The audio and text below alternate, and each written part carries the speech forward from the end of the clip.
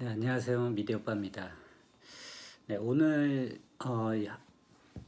드리고 싶은 얘기는 집에 관한 건데, 이제 귀농이나 귀촌을 하시면 이제 땅을 사고 그다음에 이제 집을 지어야 되잖아요. 그래서 집을 지을 때 여러분들이 뭐 많이 고민하실 거예요. 어떤 방식으로 지어야 되고 어떻게 지어야 될까 고민은 누구나 다 하는 거고 굉장히 중요한 일 중에 하나고, 보통 이 집 때문에 굉장히 뭐 소송까지 가시는 분도 있고 뭐 이것저것 하자나 뭐 이런 여러 문제를 가지고 고생하시는 분들이 많아요.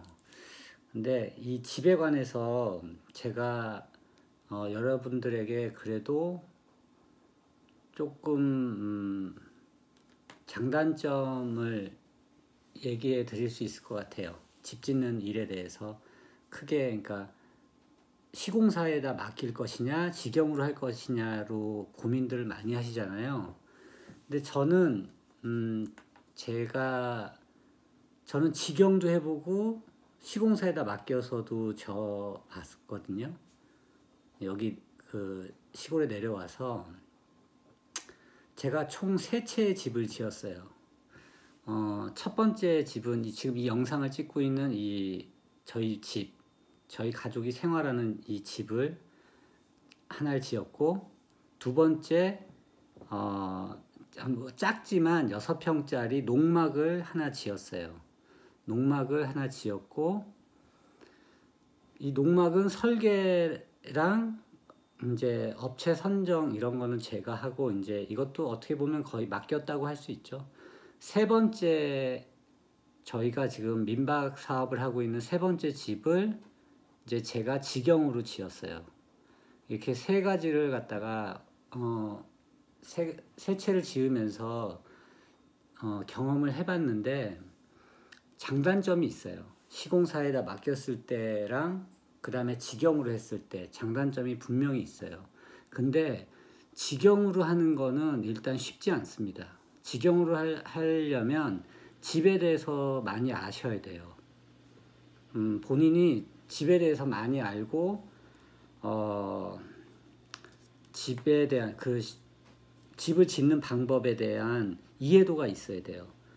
그러니까 뭐 콘크리트로 지을 거냐, 뭐 철제 프레임, 그러니까 철 프레임으로 지을 거냐, 뭐 그러니까 판넬집이죠. 판넬로 할 거냐, 그 다음에 뭐 조적으로 할 거냐, ALC가 됐던 벽돌이 됐던, 그 다음에 뭐 흙집이 될 거냐, 아니면 경량 목구조가 될 거냐.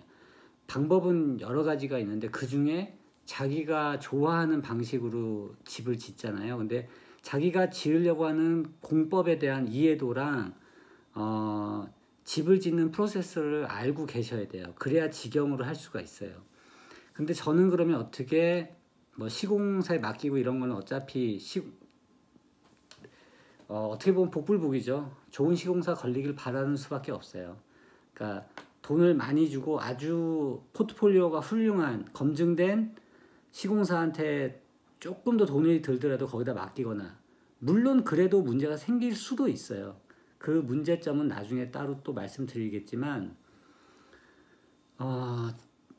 여러분들이 가장 궁금해하시는 직영 공사에 대해서 저는 어떻게 했느냐.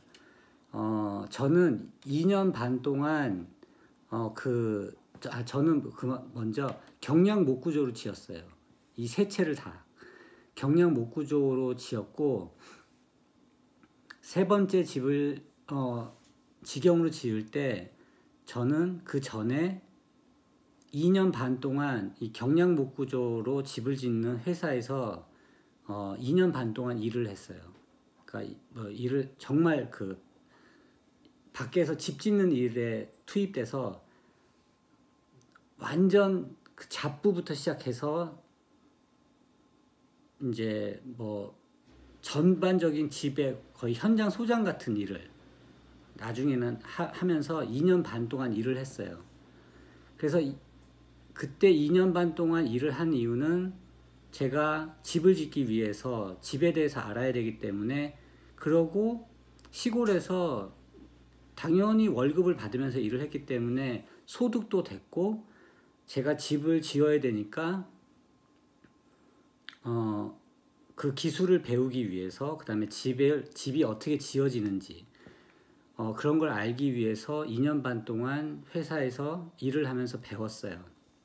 당연히 처음엔 현장 잡부부터 시작했어요.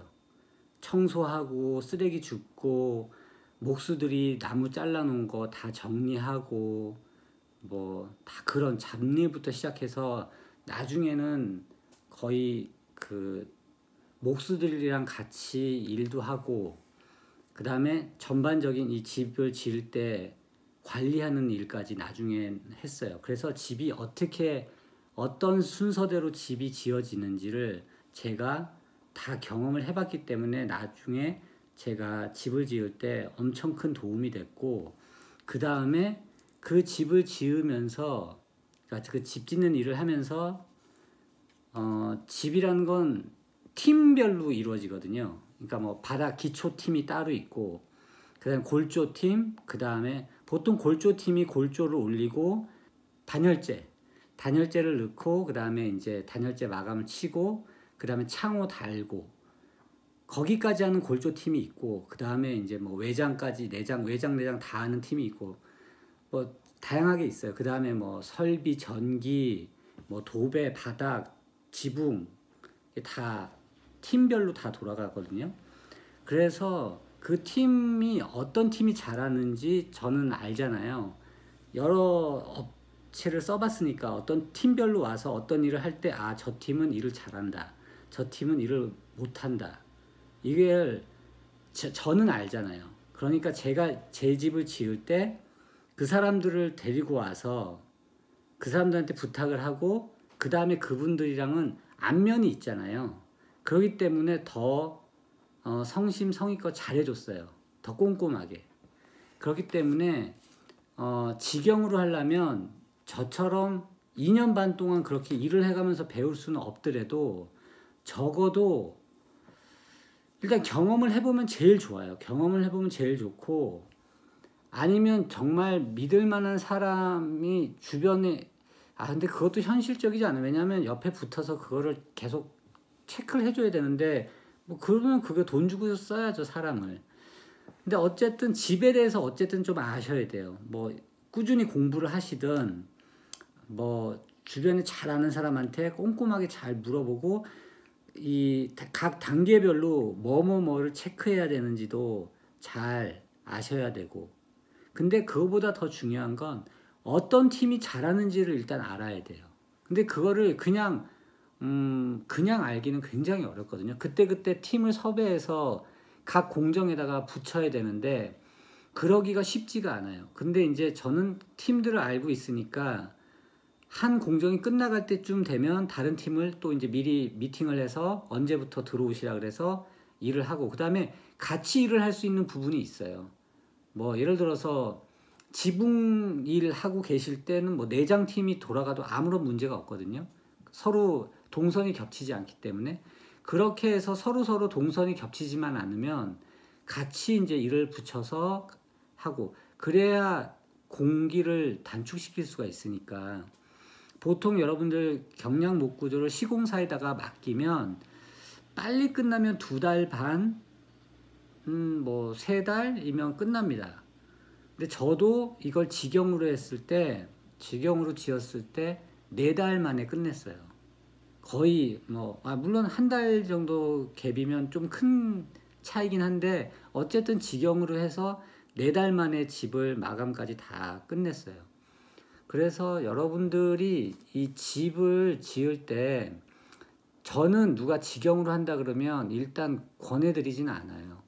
경험해보지 않고서는. 직영의 장점은 뭐 당연히 경비 절감입니다.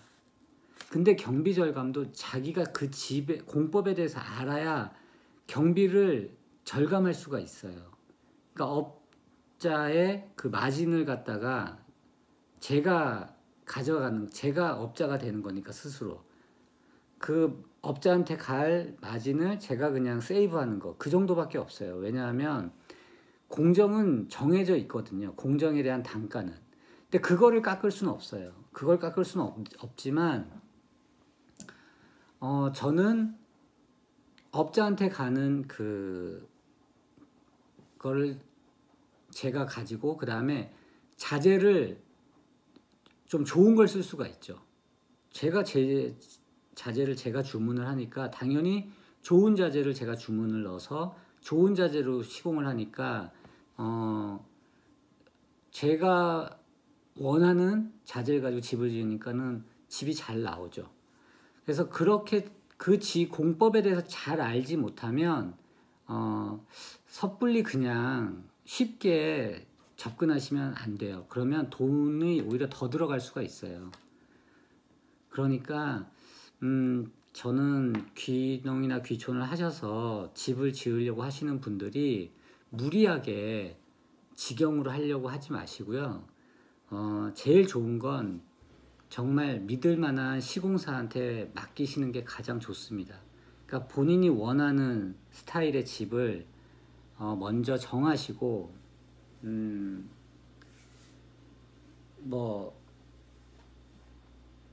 그 다음에 그거를 잘 짓는 그런 스타일의 집을 잘 짓는 업체를 선정해서 그 업체한테 맡겨서 그 업체가 집을 잘 지을 수 있도록 잘 협조하시는 게 가장 좋은 방법이에요.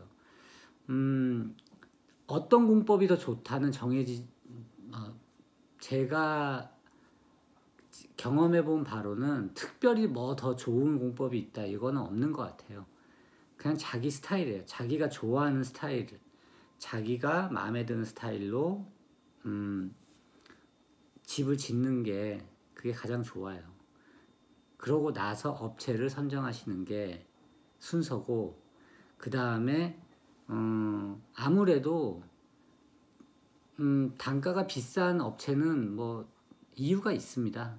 뭐 그동안 쌓아온 명성도 있고, 뭐 아무래도 브랜드 가치가 있으면 그 브랜드로 여러분이 뭐 좋은 브랜드에다 더 돈을 주고 사는 이유는 그 브랜드에 대한 믿음이 깔려 있는 거잖아요.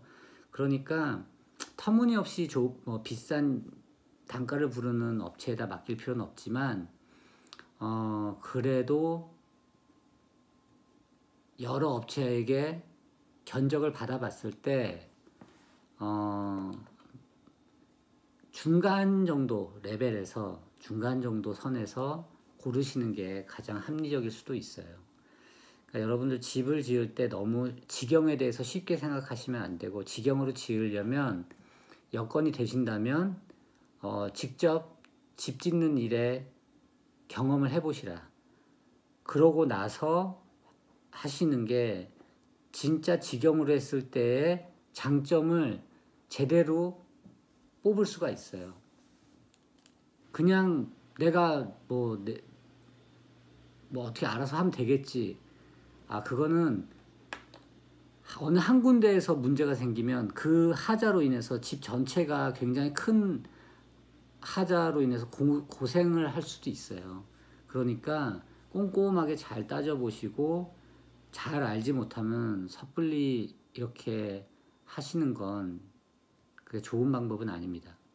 그러니까 오늘 제가 말씀드린 것처럼 저는 시공사에도 맡겨보고 직접도 지어봤지만 장단점은 확실하고, 직영의 장점은 당연히 비용이 줄지만 잘 알지 못하면 섣불리 하지 마시라. 그리고 시공사를 잘 선택해서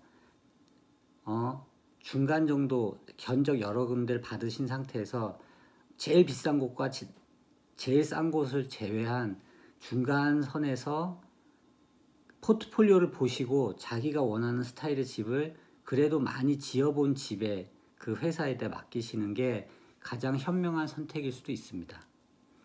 그러면 오늘 방송은 여기까지 하겠습니다. 감사합니다.